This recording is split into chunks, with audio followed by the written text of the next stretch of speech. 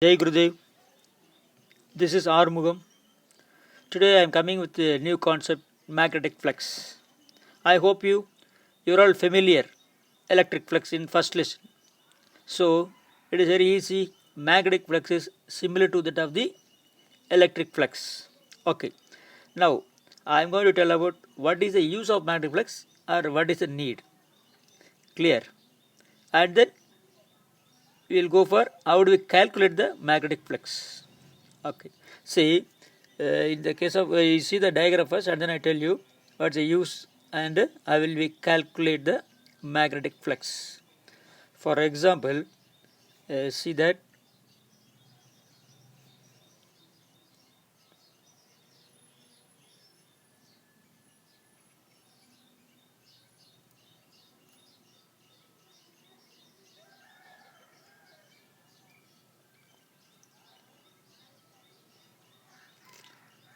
see if you consider the surface, this is closed surface. Now we imagine the magnetic fields are flows through the surface.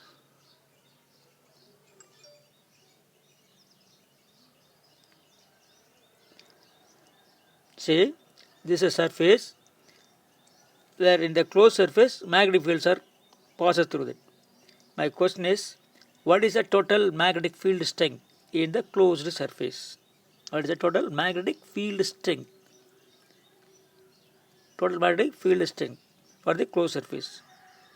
For this case, we should know about the magnetic flux. If you know the magnetic flux, it is used to calculate the magnetic field strength. Used to calculate the magnetic field strength. For example, you can see the another one diagram from your textbook. See,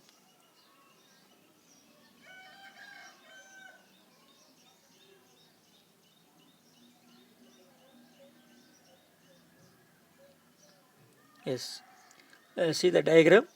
It also will help you to understand easily. See, this is a plane surface, correct?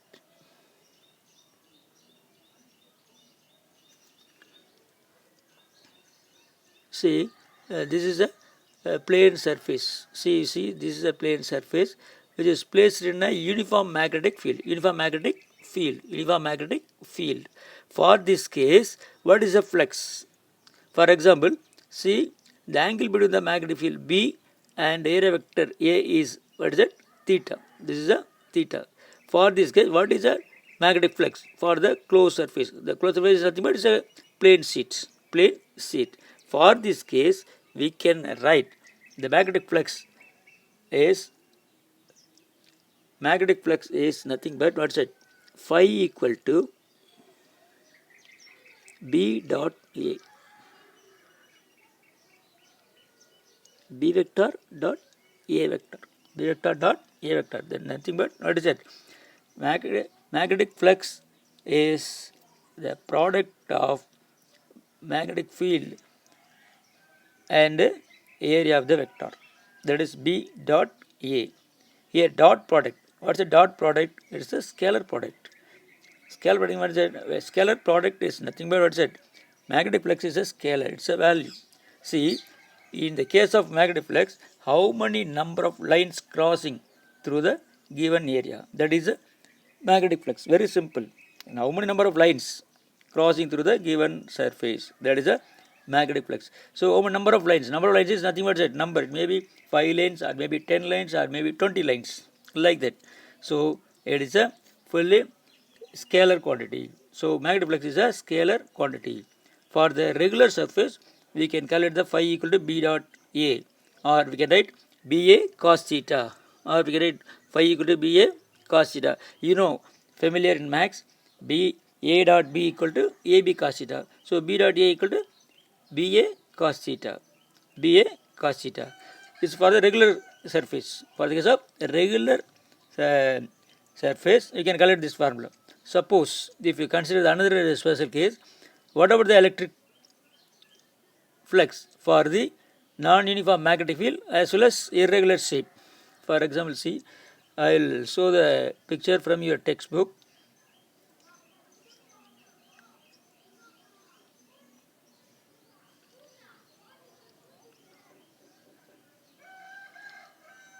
See, this is another one diagram. This also will help you to understand how to calculate the magnetic flux for the irregular shape and also non-uniform magnetic field. Non-uniform magnetic field. See the diagram. This is the line is not parallel. Though, so this is called non-uniform magnetic field. For this type of case, how do you calculate the magnetic flux? See here, one small surface. The box is not square. Square shows a small surface. For the case of small surface, what is the magnetic flux? For the small square, it's a small surface, is no. So this is a small surface, nothing but, see, we can see, I will show the surface. See, now I am going to calculate the what is the total flux for the square, the small surface. In the same way, the total surface, the number of small squares are there, small pieces. So what is the total flux? What is total flux for the, say, for the irregular shape? That is equal to sum of the magnetic flux for the each and every small pieces. Clear? For example, we can write the flux for this case. For the irregular shape or non-uniform magnetic field, we can write phi equal to, that's it. What's it? Phi. Phi equal to, it's a summation of B vector.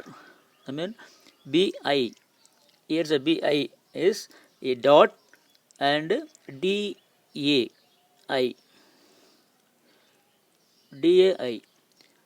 Bi dot dai. That is a summation of. Summation is nothing but you can add the same way. You can take the many number of spheres in the closed surface, like that. We can add all the spheres. So this is the total flux for the irregular shape as well as the non-uniform magnetic field. Okay, let me go to see more slides for the magnetic flux. See, you can go for the another slide for magnetic flux.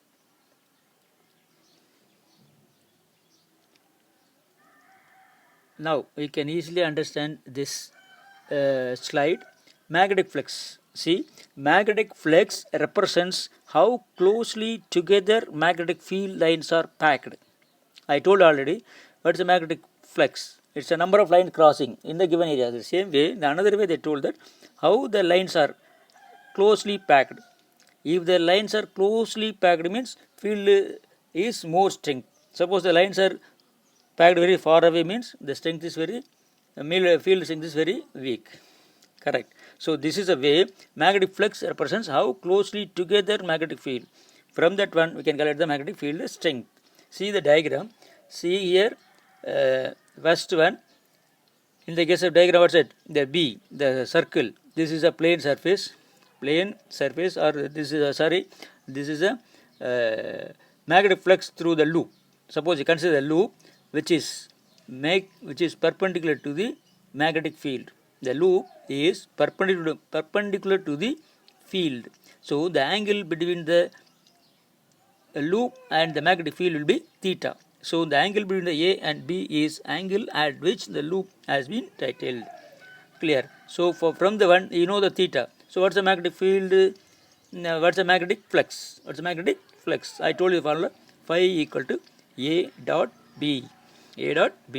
See the another slide. The magnetic flux is higher for the stronger magnetic field. I told you if the flux is increases, magnetic field strength also increases. So based on the flux, we can come to the conclusion about the flux field strength. What's that? The magnetic. If you know the magnetic flux, it will give the idea about the field strength. If the flux is higher for stronger magnetic field, that means strong magnet equal to more lines. Okay. In the easiest case, with a constant magnetic field B, and surface area of A. The magnetic flux is written by phi equal to A dot B, I told you, or phi equal to AB cos theta. The unit, what's the unit of the magnetic flux? The unit of magnetic flux is Weber. Okay, what is 1 Weber? Weber is nothing but 1 Weber is equal to Tesla meter square. Tesla meter square. This is a unit for the magnetic flux. Can go for the graphical interpretation of the magnetic flux. For the case of graphical interpretation means it helps to understand how the field lines. I told you more number of lines gives the more what's that field will be stronger. See the two diagrams here A and B. You see the A diagram, there's a number of lines is more, so the field strength is more for the diagram A. But for the case of B, only less number of lines, only 2 or 3 lines are there, so the field strength is very low. So this is a way we can call it the magnetic flux. So the magnetic flux is proportional to the number of field lines that passes through the surface. And next one, magnetic flux for the arbitrary shaped surface. See, that is a normal surface, but here arbitrary surface, that is what that the electric current arises in a closed wire loop when it is moved through the magnetic field. Electric current moves, moving charges are in motion. So the current arises in the closed wire loop when it is moved through the magnetic field. Current is placed in the magnetic field. What happened? The arbitrary shaped surface can be placed through the loop and flux calculated. I will calculate what is the flux for the special case. The phi equal to integral B dot ds. What is integral B dot ds? Integral is nothing but sum of the P ds. What is sum of? See in the diagram, ds is the green color that shows only small surface. Only one surface is noted here. In the same way, number of small surfaces exist in the closed surface, blue color line. Okay, so if you call the one ds, one small surface, and then you can add like similar to that of the small pieces, and then you can add all the small surfaces, you will get the total magnetic field for the total surface. So that is what's it, B dot ds. And next one, magnetic flux in a non-uniform field. I told you already I explained, it's a non-uniform field. In the case of flux, see what is a flux for the arbitrary shaped case. Next one, what is a flux in the non-uniform field? See the diagram. Inside the loop, the magnetic field is not uniform. I mean, the cross lines are not uniform. Well, see, one area they are having closely put what's that? Their magnetic field is closer, and some other place they have their magnetic field is very less. So this is a non-uniform magnetic field. For this type of case, I would call the flux. For this one, you can see the diagram. In the diagram, see the small area dA, that is noted, small area dA, that flux through the little area is, I told already, that is d phi equal to B dot dA. B dot dA, normal formula B dot A, but here small surface, so that we replace the area by dA. dA means the small surface area. A is the area of the surface, D is a small surface area. For the case of small surface area, we can take what's it? B dot dA. B dot dA. Clear? So divide the loop into many small pieces, then you can get the small surface, small piece. For one small piece, d phi equal to B dot dA. Suppose you want to call the total magnetic flux for the total surface, that is given by phi equal to B dot dA. The summation, the integral is nothing but summation. Sum of all the small surfaces. Sum of the magnetic flux of all the small surfaces. That is integral B dot dA. So this is one of the technique used to calculate the non-uniform magnetic field. The same way, variables of the flux. See, flux will vary with different factors. So what are the variables? In the case of variables, I told you already, you know the formula phi equal to B dot A. So that means the flux will change. or varies with respect to, it may be magnetic induction B, or maybe it depends on area of the vector, or it depends on theta. That is what's it, angle between the B and A. There's a three factors are there. See the next diagram. Changing the variable A. How the area changes will affect the magnetic flux. See, magnetic flux will change if the area of the loop changes. See the diagram A, the area is more, right? In the first area, in the diagram A, the area of the loop is more. Am I right? So flux also will be more. But for the case of B, if you keep the loop like this position, now the area will be very less. So flux also very less. So flux through the coil is decreased because A is decreased. That means area decreases, flux also decreases. Am I right? See this area in the diagram A, first diagram, in the first diagram, area is more, so flux will be more. In the diagram B, area is very less, so the flux will be less. Correct. So flux through the coil is decreased because A is decreased. That's it. Next one, changing the variable of theta. First area we discussed, and then next what's it, variable theta. Suppose if you consider the diagram A and B, magnetic flux will change if the angle between the loop and the magnetic field changes. In the diagram A, magnetic flux is a more, theta will be there, but in the case of B, the theta will be 0. Theta will be 0. That means the flux will be 0. Am I right?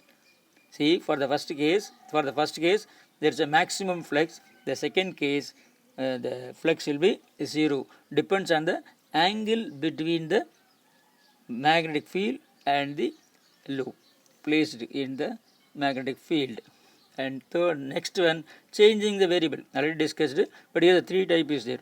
Suppose if theta equal to 90 degree, magnetic flux is analogous to the electric flux. It is proportional to the total number of lines passing through the loop. I told you already. Here the first one, the theta equal to 90 degree. Theta equal to 90 degree. That means the field lines, electric field lines are perpendicular to the plane sheet. The plane, the three lines are there, this is a plane. Suppose this is a plane surface, that is at the theta equal to 90 degree means phi equal to 0. That is flux will be 0. Sometime the plane surface, the three lines is a plane surface. The plane surface is making some angle with the magnetic field. It may be theta. Theta may be 45 degree or maybe 60 degree, whatever it is. But the surface making angle theta with the magnetic field. For the case theta equal to 45 degree. Suppose we consider theta equal to 45 degree, the phi will be greater than 0. Or we can write phi equal to BA cos 45 degree. BA cos 45 degree. For third case, if theta equal to 0, suppose the plane surface is along the direction of the magnetic field. The surface is along the direction of the magnetic field, where theta equal to 0, so phi will be maximum. Theta 0 means what's that? What's the formula? BA cos theta. Am I right? BA cos theta. If theta equal to 0, cos 0 1 into BA, BA. So that is a maximum. So this is a way you can calculate the variable. Depends on the variable theta, the flux will change. Clear? Based on the concept, now I am going to explain the problem. If you know the problem, if you see the problem, it will be easy to understand everything. So for that case, just I will discuss the two problem. See, in the case of problem, first one, see the problem first and then I will explain. See the flat surface with the area. This is a red color, this is a flat surface. A flat surface with the area 3.0 centimeter square is placed in a uniform magnetic field. Okay, placed. If the magnetic field strength is 6.0 Tesla, making an angle 30 degree with the surface area, find the magnetic flux through the area. Very simple. Angle is given. So the they asked to calculate the magnetic flux. You know the magnetic flux formula. What's that? Phi equal to B dot A or BA cos theta. BA cos theta. So we need only theta only. So what's the theta value here? They told that the surface making angle theta, that is 30 degree with the magnetic field. But yeah, I told you it's very clear, the surface always should be perpendicular to the normal. The surface is always perpendicular to the field. Perpendicular to the field, that is 90 degree. So see the diagram, this is the surface is here, the surface make an angle 30 degree. So what about the remaining angle? Actually normally that is a 90 degree. Normal means 90 degree, but they are making 30 degree. So what's the remaining? 60 degree. So theta equal to 90 minus 30, 60 degree. Now theta is 60 degree. Then you can substitute. What's the theta equal to 60? So you can apply the value in the given equation B A cos theta. B is given 6.0 and the area, you can calculate the area of the surface 3.0 they given into cos 60 into cos 60. If you apply the value, you can get the answer 0.9 into 10 power minus 3 Tesla meter square. The same way you can go for the another one problem. Magnetic flux. See, very interesting question. A long straight wire. This is a long straight wire. The cylinder is, this looks like a wire. Okay, the long straight wire carrying a current. Current I is flows through that. Okay, of 2 ampere is placed along the axis of the cylinder of radius 0.5 meter and the length is 3.0 meter. Determine the total magnetic flux through the cylinder. Very simple. First you see the diagram. See the area of the coil. This is perpendicular to the field. The area vector A is perpendicular to the conductor. That is 90 degree. Theta is 90 degree. What happened? You know the formula. The phi equal to B dot A. Phi equal to B dot A or BA cos theta. Cos 90, 0. Cos 90, 0. So automatically flux will be 0. So very simple. This is a very interesting skill question. Next one, a question, a solenoid. See the green color is, this is a solenoid. The rod is wounded by the coil or wire. This is called a solenoid. A solenoid 4.0 centimeter in a diameter and 20.0 centimeter long, has 250 turns and carries the current of 15 ampere. Calculate the magnetic flux through the circular cross-sectional area of the solenoid.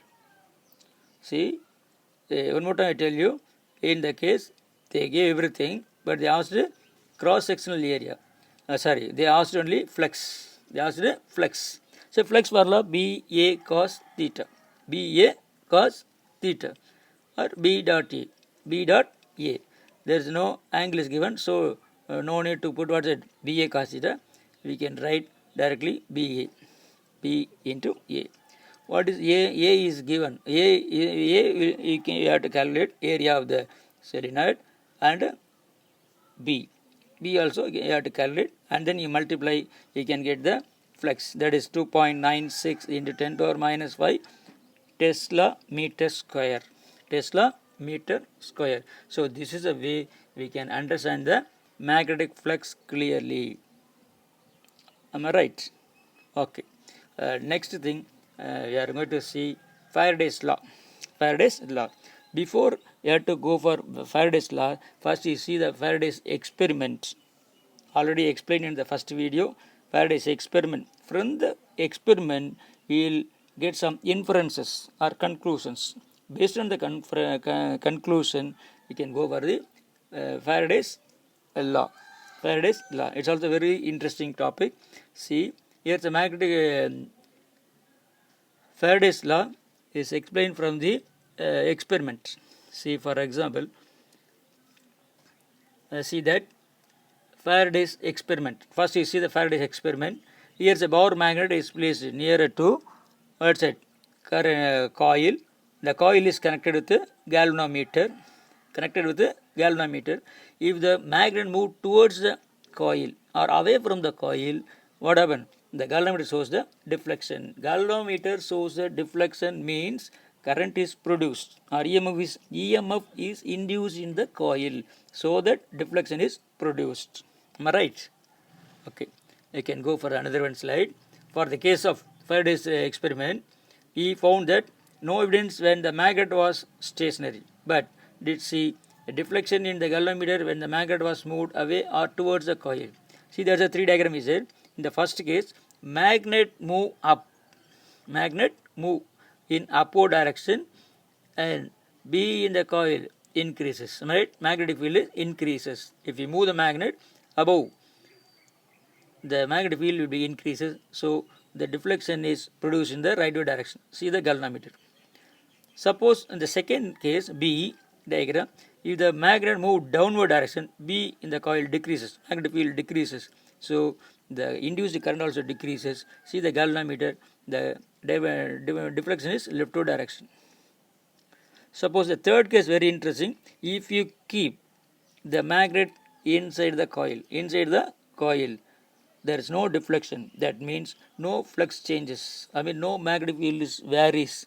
If you keep the magnet inside the coil, no magnetic field is changes or varies. So no current or EMF is produced. So that the galvanometer shows a zero deflection. Zero deflection. From the 3 observation, it will lead to Faraday's law of electromagnetic induction. So very simple. 3 things is there. From the 3 inference, see the 3 inferences. He come to the point. What's it? The magnetic, due to the variation of magnetic field, the EMF induces. So the induced EMF depends on induced EMF or induced current depends on number of turns of the coil 1 and relative speed of the magnet and the coil. See in the diagram, if you move the magnet fastly towards the coil or if you move the magnet fastly away from the coil, the deflection will be maximum, larger. That means the speed of the coil, the speed between the coil and the magnet also one of the factor to induce for induced current or induced EMF. So this is a way the relative speed of the magnet and the coil also another factor for induced current or EMF. Third one, the direction of relative motion. Yes, direction means what's it? I told you it may be move upward direction or maybe move downward direction. If you move upward direction means that the deflection is rightward direction. If the magnet move downward direction means the deflection is leftward direction. So the induced current is depends on the direction of the movement of the magnet as well as coil. So direction of relative motion of the coil and the magnet and observe the change in the deflection shown by the galvanometer. These are the inferences. From the inference, we come to the conclusion. What are the conclusion? Very important. First point, the galvanometer shows deflection. When galvanometer shows deflection? When means whenever there is a relative motion between the magnet and the coil. And second one, the deflection was more. Deflection was more when the relative motion was faster and less when the relative motion was slower. I told you the speed, okay, the speed also another factor. If you move faster, deflection is more, that means they produce a large amount of current or induced current EMF. And third one, the direction of deflection changed if polarity of the magnet was changed. Polarity means what's it? You can move a north pole. If the north pole move towards the coil, they have one deflection. Suppose south pole move towards the coil, the deflection is opposite to the first case. So polarity of the magnet also one of the factor. Fourth one, the deflection in galvanometer changes with the change in number of turns of the coil. More the number of turns, greater the deflection. Suppose in the coil, you have n number of turns are there. If you increase the turns of the coil, it will leads to increase the induced EMF, induced current. So this is a way we can improve or increase the induced current. Maybe in the board exam they will ask question like that. How will you increase or how will you decrease the induced current? So this is a conclusion. From the conclusion we can go for the Faraday's law. What's the Faraday's law? Faraday's law of induction is nothing but, see the diagram first one, moving the magnet changes the flux. Moving the magnet changes the flux. If the magnet moves into the coil, flux will change. Suppose second diagram, changing the current changes the flux. Suppose the first is the one of the coil, the second one of the coil is connected with the EMF or battery is there. If you change the EMF or the current in the second coil also leads to increase or decrease the induced EMF. So finally we come to the conclusion. The Faraday's law, first law is what said, changing the flux induces an EMF. So wherever the flux changes, an EMF induced. So the formula is what said, E represents the electro, what said, EMF, induced EMF. The EMF induced around the loop is equal to d phi by dt, sorry, del phi by dt. Here del is nothing but very small amount of flux, del by del t is nothing but small interval of time. So the minus sign, so that, what's the minus sign? The induced current always opposite to the direction of the magnetic flux, that is phi. The E is always opposite to the direction of magnetic flux, that is phi. And then next one, Faraday's law, second law. This is a Faraday's first law. What is a Faraday's second law? The induced EMF in a wire loop is proportional. Yes, magnitude. How much of magnitude of EMF induced? That is a main factor. The magnitude of induced EMF is proportional to the rate of change of magnetic flux through the loop. So magnetic flux, that is what said, phi equal to, already familiar, phi equal to B dot A, that is equal to B A cos theta. You familiar. So, but here is the induced EMF E is directly proportional to rate of change of magnetic flux, that is given by the equation. See the Faraday's law of induction. First law, what said, the E represents the induced EMF is equal to minus del phi by del t, del phi by dt. That is E is directly proportional to del phi. And second thing, the E induced EMF is directly proportional to number of turns. Suppose if we consider the loop as n number of turns, if the number of turns increases, induced EMF also increases. So this is the way you can calculate the flux as well as the induced EMF from this video. I hope that you all can get idea about the magnetic flux and also Faraday's law. Clear? You can go and see the problem based on the Faraday's law as well as flux. In the textbook they are given. See here, I can show the problem in your book. See, in the first problem already I explained. In the first video. The second example, this is a second example. For the second example, they are given in the book, depend what said. They depends based on the magnetic flux, and also induced EMF, Faraday's law. See, the answer is given, and also you can go for the next one problem. I mean, in your book they given two problems based on Faraday's law, first one, and the third example also given based on the flux and Faraday's law. The first one, first you calculate the flux phi equal to BA cos theta. Clear? After that, they asked what's the EMF induced. The EMF is nothing but said E equal to N d phi by dt. If you know the N, if you know the phi, can calculate the EMF induced. And also they asked calculate the current. You know the formula, current equal to voltage by resistance, or EMF E divided by resistance. Resistance also given. So E calculated 3.8. Resistance they given the value. Clear? Divided by 2. Very simple. 3.8 divided by 2 ohm. So divided by 2. That gives what's that? Current. How much of current induced or produced in the given circuit. So this is a way you can calculate the induced EMF as well as magnetic flux. Okay, thank you. Next video I'll come with another new concept. Thank you.